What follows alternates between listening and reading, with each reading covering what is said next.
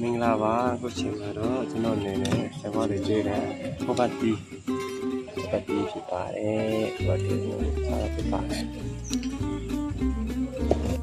โอเคစီဟုတ်ပါမယ်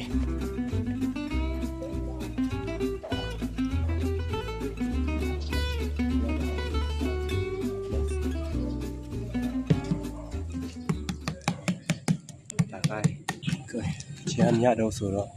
လောက်ပဲလုပ်တော့မှာโอเคစားပါဖြစ်ပါတယ်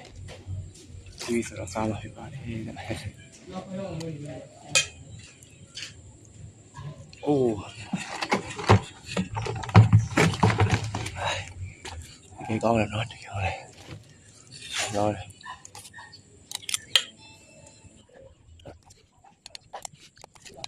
ဘာသာကြောက်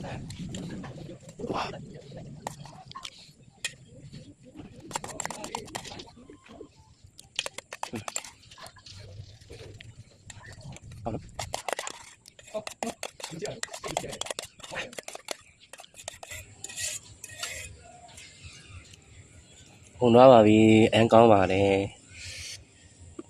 ဟူးရှေ့ကျေးဇူးပေးတဲ့ကြောင့်ကျေးဇူးတင်ပါတယ်နော်